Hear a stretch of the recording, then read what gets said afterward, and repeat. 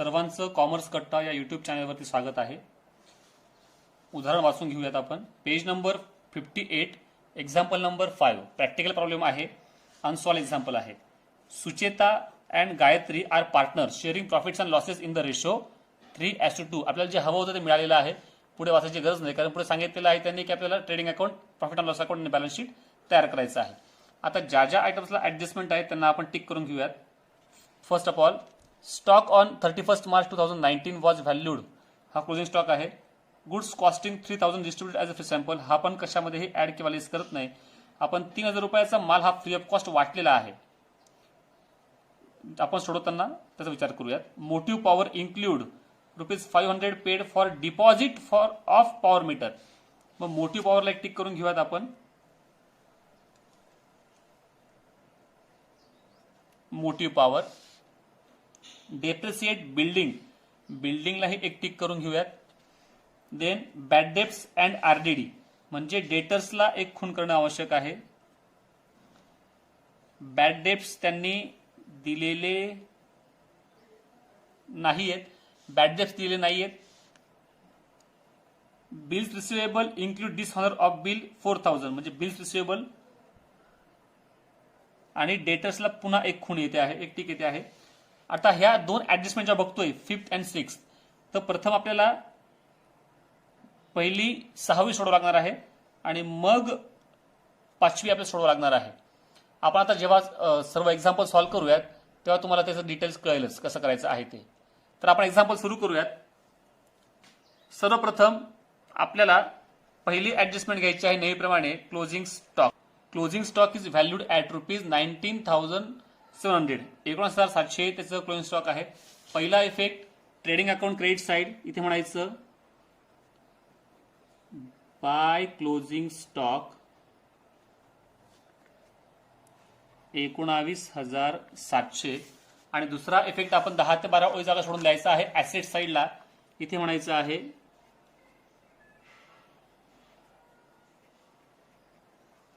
Closing stock 19,700. Then goods costing ₹3,000 distributed as a free sample. आता बघा, बऱ्याच वेळा असं होतं की आपलं नवीन प्रॉडक्ट असेल तर मालाची जाहिरात करायची असेल किंवा लोकांना आपला प्रॉडक्ट माहिती व्हावं ह्याकरता बऱ्याच वेळेला फ्री ऑफ कॉस्ट काही वस्तू वाटल्या जातात. तर ह्याच्या फ्री ऑफ कॉस्ट वाटतायत, तर हा व्यवसायाचा खर्च तर आहेच, एक जाहिरात म्हणून करत असतो आपण. आणि आपण बघितलंय की कुठल्याही कारणाने जर आपल्याकडनं माल किंवा गुड्स जात असेल तर त्याचा एक इफेक्ट आपण कुठे देतो, तर त्याचा एक इफेक्ट आपण नेहमी देतो ट्रेडिंग अकाउंटच्या क्रेडिटला. म्हणून इथं म्हणायचं बाय गुड्स डिस्ट्रीब्युटेड ॲज ए फ्री सॅम्पल.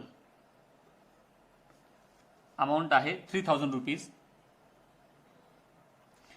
आणि आपण जाहिरात पण वाटतो आहे, आपला खर्च होतो आहे, म्हणून दुसरा इफेक्ट द्यायचा आहे आपल्याला profit and loss account debit side. इथे म्हणा to advertisement ₹3,000.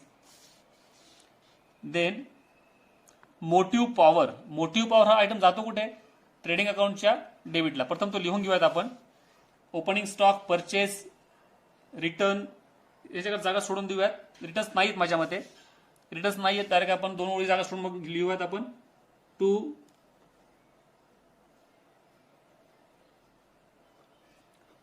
Motive power 1,350 ₹1,350.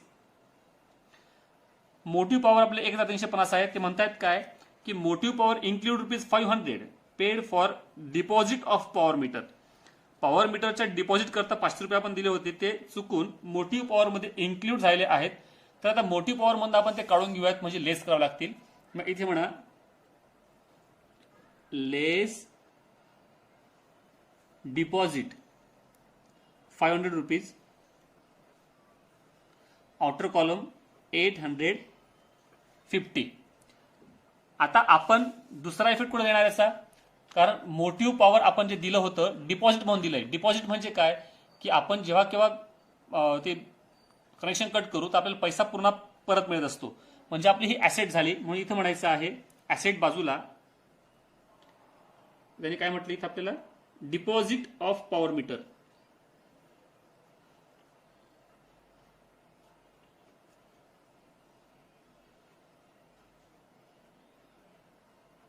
Power meter 500 rupees.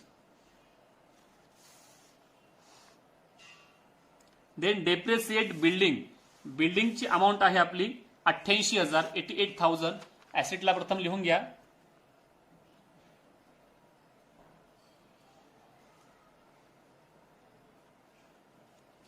त्याच्यावरती 5% डेप्रिसिएशन सांगितलेलं आहे म्हणून लेस डेप्रिसिएशन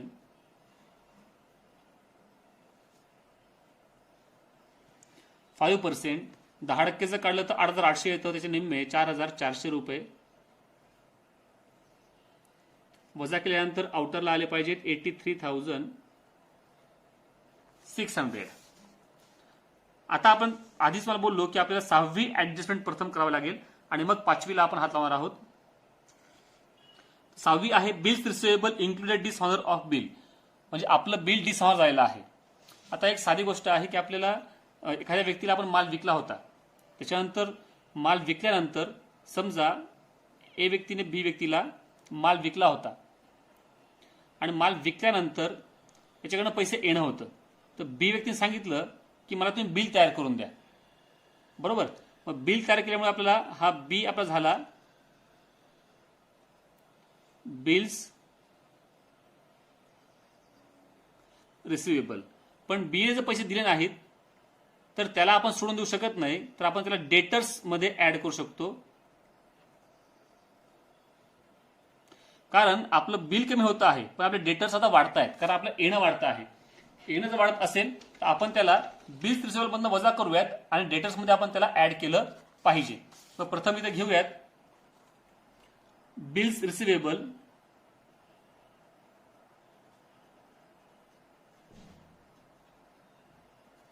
त्याची अमाऊंट आहे 22,000. ही ऍडजस्टमेंट नीट समजून घ्या की 22,000 रुपयाचे बिल आपले होते. त्याच्यापैकी 4,000 रुपयाचं जे बिल होतं ते डिसऑनर झालंय. म्हणजे तारखेला पैसे मिळालेले नाहीयेत. म्हणून ते आपण लेस करतोय. लेस डिसऑनर ऑफ बिल 4,000. दुसरी कुठली ऍडजस्टमेंट नसल्या कारणाने आपण डायरेक्ट आउटर कॉलमला घेऊयात 18,000 रुपये. त्याच्या खाली आपण आता लगेच लिहूयात डेटर्स. डेटर्स आपले आहेत 47,500. बरोबर. 47,500 इतके डेटर्स आहेत. आता एक साधी गोष्ट आहे की 22,000 आपले बिल होते. तेवढ्यापैकी 4,000चे बिल आपल्याला वेळेवरती मिळालेलं नाहीये म्हणून आपण त्याला सोडून दिलेलं नाही. पण आपलं आता येणं वाढणार आहे. त्याला आपण ऍड करूया डेटर्स मध्ये कारण आपलं येणं वाढणार आहे. म्हणून इथे म्हणायचं आहे ऍड डिसऑनर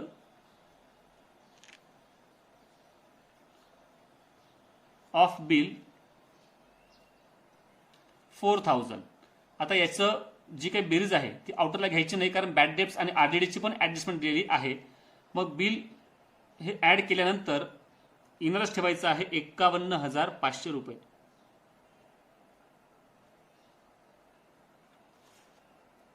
बरोबर. आता आपण 6वी ऍडिशन प्रथम केली. आता आपण 5वी करूयात. Write off ₹2,000 for bad debts. Bad debts काय असतात तर आपला बुडीत पैसा आहे. 51,500 इतकं मिळणं होतं. त्याच्यापैकी बॅड डेप्स आपले 2,000 बुडालेत म्हणून आपण इथं काय करणार लेस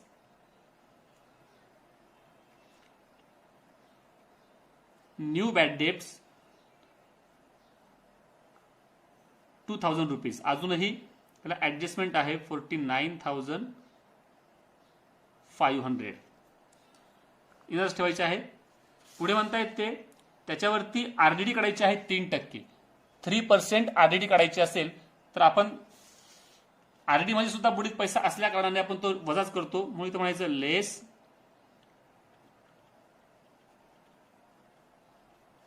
न्यू आरडीडी ॲट 3% 1,485. मी आधी हे सगळं करून ठेवलं असल्या कारणाने मी फास्ट टक्केवारी काढू शकतोय किंवा मी बेरजा वजाबाकी करू शकतोय. तुम्ही स्वतः ह्या वर्किंग नोट्स करून बघायच्या आहेत. आउटरला उत्तर येतं 48,015 रुपये. आता बॅड डेट्स आणि आरडीडी या दोन्हीही गोष्टी ज्या आहेत ह्या आपल्याला घ्याव्या लागतील profit and loss account debit बाजूला. मग इथे घ्या, प्रथम त्यांनी बॅड डेट्स ट्रायल बॅलन्सला दिलेले नाहीयेत, पण तुमच्या माहिती करता मी ते लिहून ठेवतो डॅश ऍड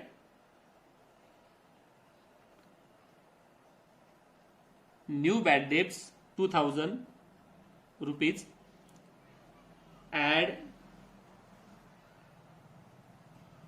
न्यू आरडीडी 1485 आणि त्यांनी आपल्याला ओल्ड आरडीडी ट्रायल बॅलन्सच्या क्रेडिट दिलेली नाहीये, म्हणून डायरेक्टली आपण यांची बिल्स आउटरला घेऊयात 3485. अशा प्रकारे जवळपास सर्वच ऍडजस्टमेंट आपल्या संपलेल्या आहेत. आपण आता सुरू करूयात पोस्टिंगला. पोस्टिंग मध्ये पहिलाच आपला आयटम आहे परचेस अँड सेल्स. ओपनिंग स्टॉकला जागा सोडायची आहे, मग म्हणायचं आहे टू परचेसेस. रिटर्न्स दिलेले नाहीयेत म्हणून डायरेक्ट घेतोय मी टू परचेसेस 65,000 रुपये डायरेक्ट आउटर कॉलम. सेल्सचे पण रिटर्न्स त्यांनी दिलेले नाहीयेत. सेल्स म्हटल्यानंतर क्रेडिटची अमाऊंट असणार आहे 1,85,500. मग इथे म्हणा बाय सेल्स 1,85,500 रुपये. Then works manager salary. Works manager म्हटल्यानंतर हा जो मॅनेजर आहे हा फॅक्टरीमध्ये काम करणार असणार आहे, म्हणून आपला हा बिफोर प्रोडक्शनचा खर्च आहे, उत्पादनाच्या आधीचा खर्च आहे. इथे म्हणायचं वर्क्स मॅनेजर सॅलरी 2,300 रुपये.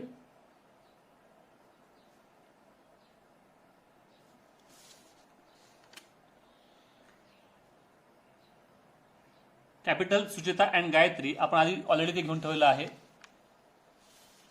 Then opening stock trading account debit side आपण जागा ठेवली बघा इथे टू ओपनिंग स्टॉक 18,700 रुपये.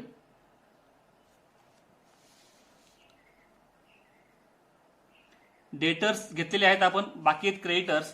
क्रेडिटर्स आपण घेऊयात लायबिलिटी साईडला.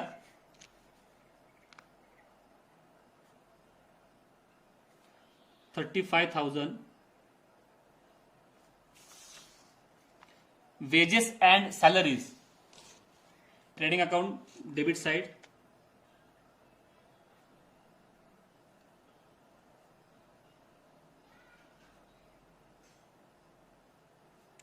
Wedges and salaries 4,000 rupees. Then bills receivable झालेला आहे. Bills payable liability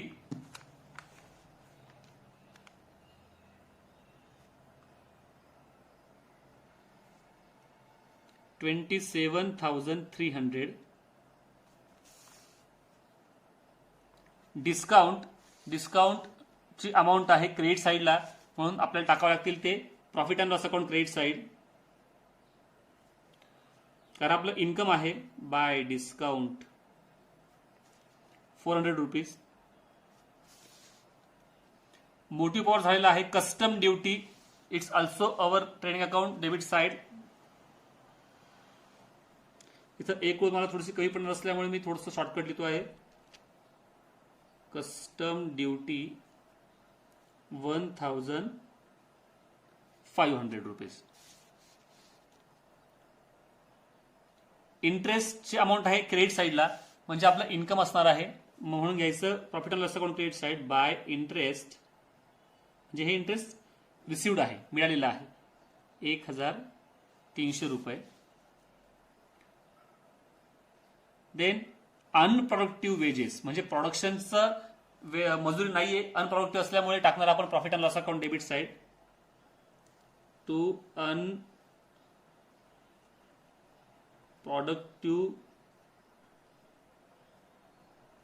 wedges 3,000 rupees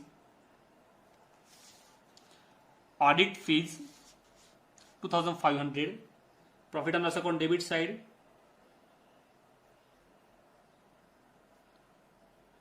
2500,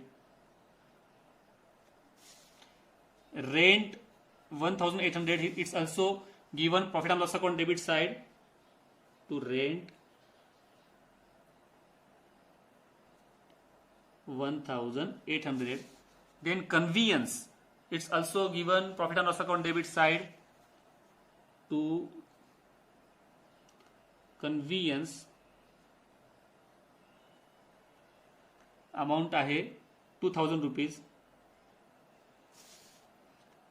Then goodwill it's our asset, that's why we are taking the item goodwill is asset side.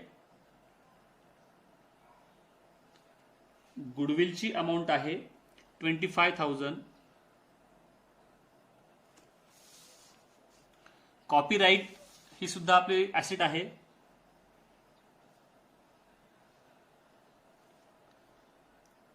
Copyrights amount 20,000. Building झालेला आहे. Partners loan ही आपली internal adjustment असल्या कारणाने मी pen बदलतो आहे. Partners loan जर म्हटलं तर आपण टाकतो लायबिलिटी साईडला. मग इथे म्हणायचं आहे पार्टनर्स लोन. कोणाचं आहे हे? सुचेता. अमाऊंट लिहून ठेवा 6,150. आता असा नियम आहे, जर तुमचं लोनवरचं इंटरेस्ट किती टक्क्याने द्यायचं असं कुठलंही जर त्यांनी मेन्शन केलं नसेल तर आपण ते इंटरेस्ट भागीदारी कायदा पार्टनरशिप ऍक्ट 1932 नुसार 6% पकडत असतो. म्हणजे याच्यावरती आपल्याला इंटरेस्ट द्यावा लागणार आहे. म्हणून इथे म्हणायचं आहे ऍड इंटरेस्ट 6%. आता आपण ते कसं काढणार? Sucheta loan 6,150 into 6 multiply by 6 into 100 म्हणजे 6,150 गुणिले 6 भागिले 100 असं केल्यानंतर 6% आपल्याला मिळतात, ते म्हणजे 369. मग 369 इतकं इंटरेस्ट आपल्याला त्याच्यावरचं द्यावं लागणार आहे. म्हणून त्याला म्हणतोय आपण ऍड इंटरेस्ट 6% 369. आउटर लाईनची बेरीज येईल 6,519.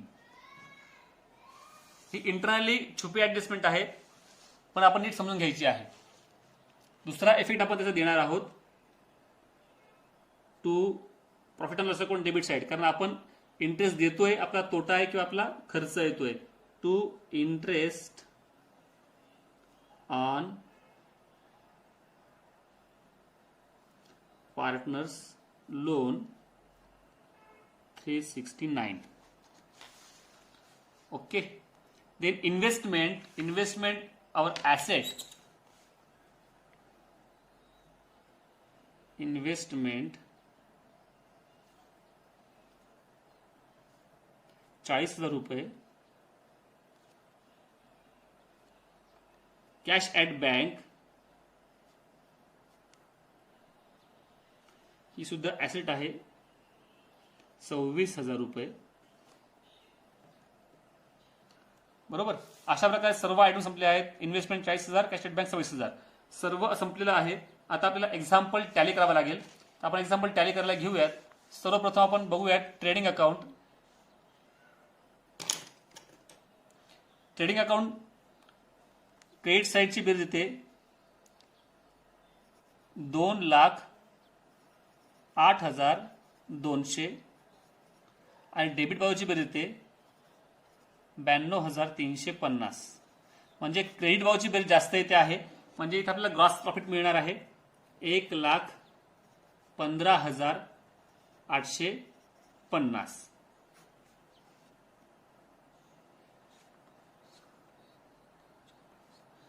तर आपण आता क्लोज करूयात. ज्या बाजूची बेरीज जास्त होती प्रथम ते लिहून टाकूयात. 2,08,200 2,08,200 टू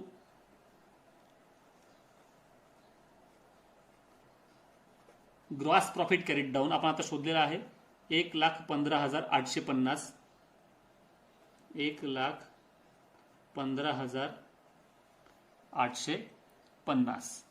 आपण आलेला प्रॉफिट ट्रान्सफर करूयात profit and loss account credit side by gross profit brought down 1,15,850.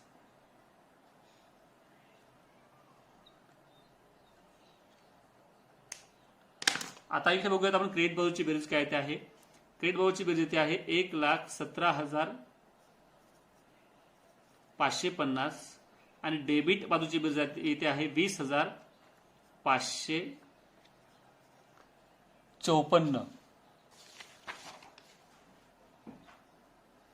बरोबर. वजा केल्यानंतर उत्तर येत आहे 96,996. म्हणजे इथेही आपल्याला नेट प्रॉफिट मिळतो आहे.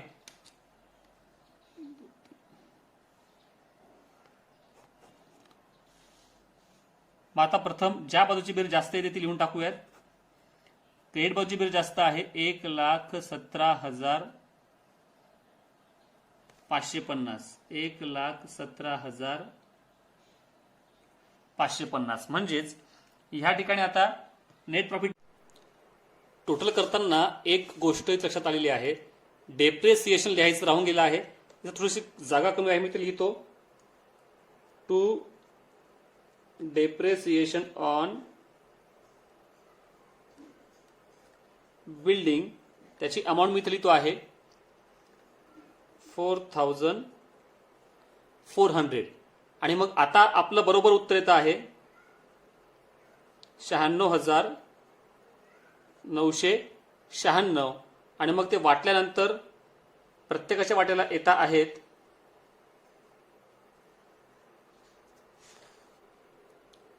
वर्किंग नोट जर बघितले आपण तर 96,996 गुणिले रेशो आपला आहे 3:2 म्हणून 3/5 केलं असता सुचिताला मिळतात 58,198 आणि गायत्री 96,996 गुणिले 2/5 तिला मिळत आहेत 38,798.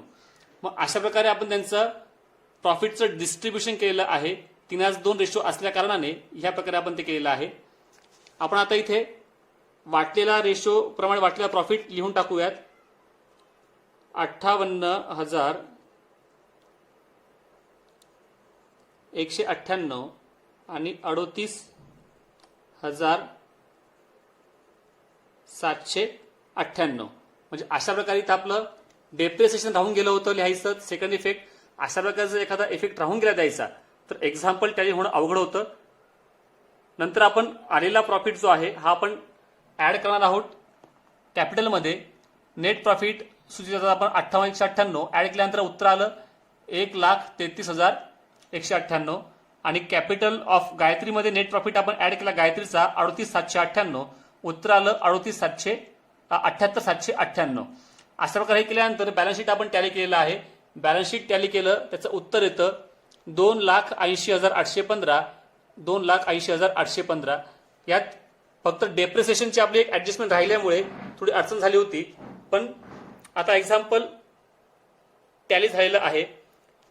पुस्तकात ज्या उत्तर त्यांनी दिलेलं आहे पुस्तकात नेट प्रॉफिट त्यांनी दिलेलं आहे आपल्याला 97,365.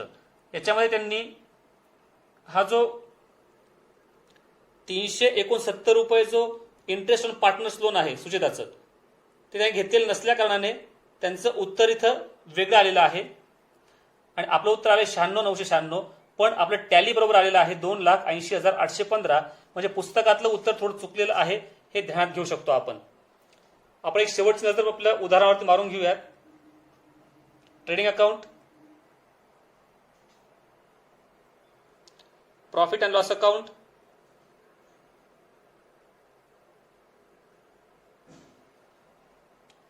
बॅलन्स शीट आणि वर्किंग नोट. अशा प्रकारे हे एक्झाम्पल आपण पूर्ण केलेलं आहे.